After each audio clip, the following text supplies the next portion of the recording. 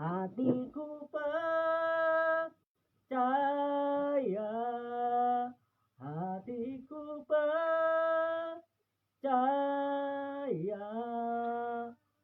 hatiku percaya, selalu ku percaya, selalu ku percaya, selalu ku percaya.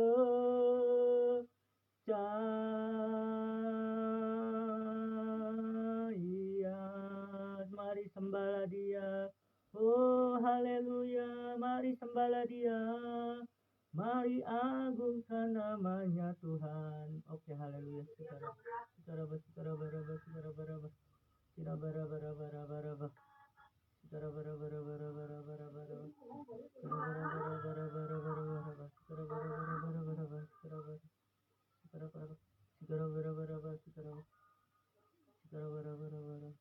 Tuhan Yesus, terima kasih Tuhan. Engkau baik, Engkau teramat baik, Engkau sangat baik. Tolong, Engkau sangat baik, Engkau teramat baik Tuhan di dalam hidup kami Tuhan. Kami mau mendengarkan apa isi hatimu Tuhan. Berikan kami hikmat Tuhan. Mau turun Tuhan di dalam hidup kami Tuhan. Di dalam nama Yesus Tuhan. Haleluya. Amin. Tolong Henny, tolong mic-nya, tolong mic-nya tolong. Oke, kita tema hari ini dipimpin oleh Roh Kudus. Kenapa Bang ngambil tema ini? Karena kita harus belajar apa yang Tuhan bicarakan, apa yang Tuhan mau lakukan di dalam hidup kita. Kita mempunyai Roh Kudus di dalam hidup kita ketika kita mempergunakan Roh Kudus di dalam hidup kita. Amin. Mari kita buka Matius 5 ayat 48. Matius 5 ayat 48. Coba karena dia tolong baca. Nadia yang mana? Nadia kamu.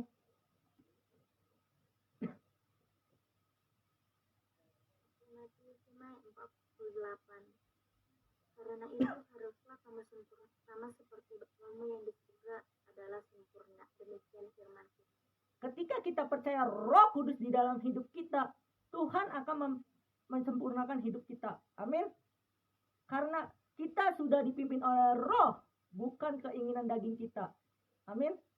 Karena ketika kita dipimpin oleh Roh, percayalah, hidup kita akan didewasakan. Karena Tuhan telah memimpin hidup kita.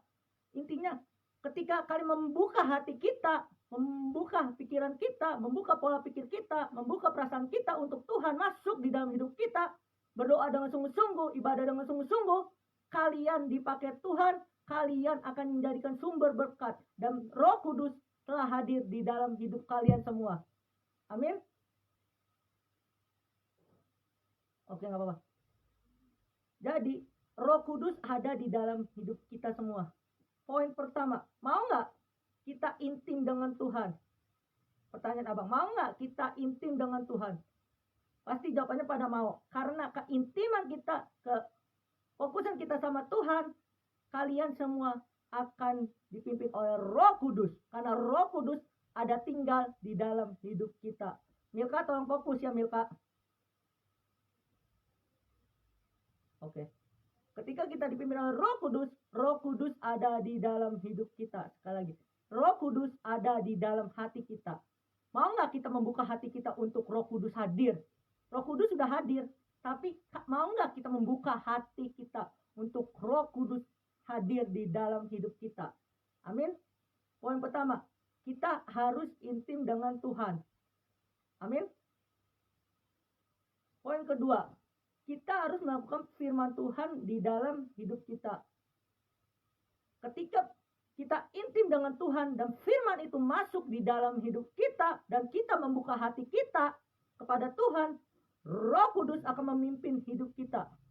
Roh Kudus ada Roh penghibur, Roh penyelamat, Roh pemberi kita kekuatan di dalam hidup kita. Tuhan telah mengasihi satu, yaitu Roh Kudus yang hadir di dalam hidup kita.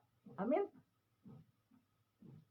Poin ketiga, kita harus belajar mengubah pola pikir kita dipimpin oleh Roh Kudus.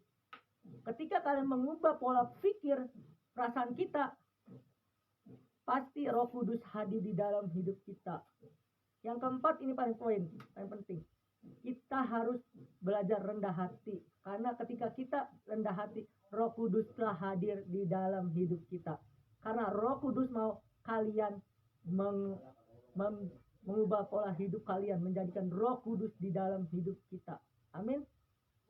Ketika Roh Kudus hadir di dalam hidup kita, apapun masalah kalian, sakit, penyakit, segala masalah kalian tinggal ngomong sama Roh Kudus.